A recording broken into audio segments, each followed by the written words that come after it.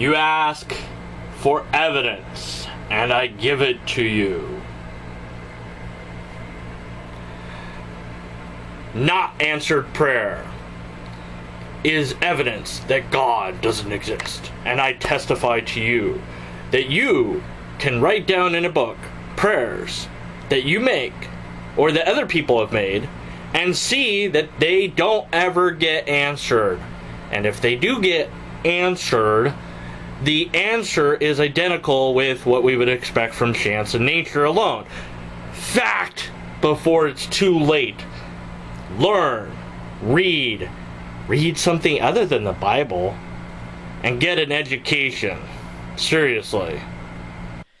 The yes, no, or wait is not an answer, because anything that I pray to will produce one of those three answers. I could pray to my computer and get yes, no, or wait for an answer. Hey, computer, do absolutely nothing other than what I would expect a computer to do.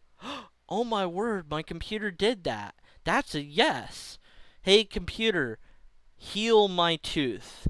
Regrow my front tooth. Oh, look, it didn't do it. It must be a no or a wait. So how long do I need to wait? Well, my computer's never going to produce that result, and I know that. So the answer is no, but it answered my prayer, right?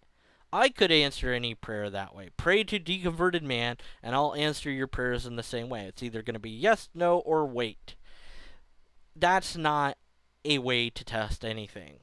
Here's an experiment we could do. What we need for this experiment is one Christian and one skeptic. And we need 3 boxes, and we need one other person that is going to be the control person.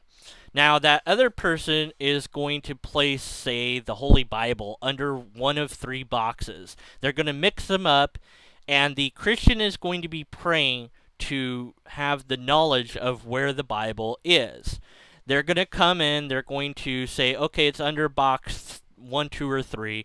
The control person will write down what their guess was, or what their thought was, and then the skeptic's just going to guess which box it is. The control person will mark down whether or not they got it right, and they'll mix up the boxes, and we'll do it again. We'll do it 10, maybe say 20 times. Then we'll have a chart. Christian got how many times got it right. Skeptic got it how many times they got it right. Now, if it's answered prayer in the affirmative and not no or wait, then we should expect to see the Christian get it right every single time. They should never ever get it wrong. That would be the prediction that we're going to make going in.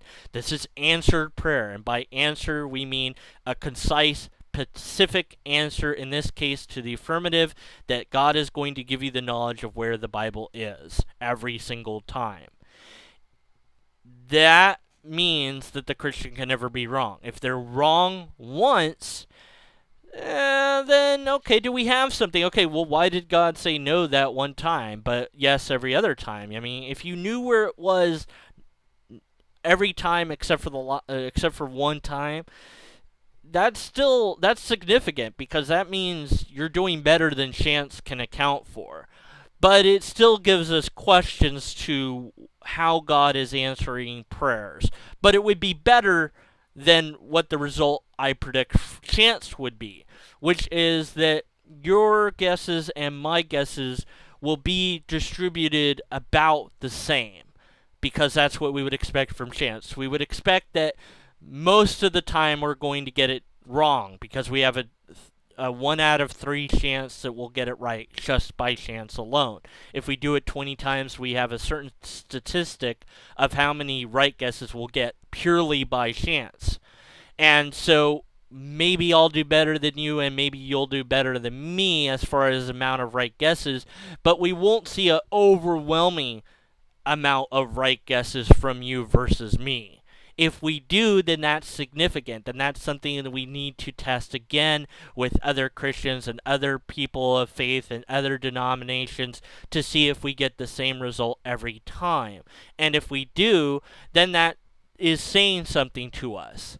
But if we get the result that we would expect to get from chance, then that means that prayer is not a testable thing. And I'm going to save all of us the time and trouble, because experiments have been done like this. Maybe not this specific experiment, and I'd be happy to do this experiment. I know that the result's going to be what we'd expect from chance, and I know that the Christian will just say, well, but God doesn't want to be tested. Well, then if that's the case, then you can't test prayer, because that's a test of God.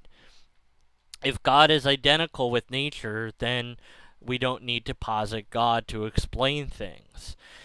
What we don't see is any result that indicates anything beyond natural phenomenon at work. So what do we have? If we don't have an experiment, which we don't have, do we have a logically coherent argument? No. He did not produce a logically coherent argument in his video. I did not produce a logically coherent argument in my video. Our videos are basically just us saying things that we want to say because we enjoy saying stuff. You know, I am making fun of, parodying, you could say, his video. But if the negative results don't count against God, then the positive results can't count for God. And really, at the end of the day, if we have no experiment to run and we have no logical argument, then skepticism still wins out, because we still have to be skeptical of the claims. But does that mean that we have to be skeptical of my claim in this video? Yes. And in his video, yes, which means what?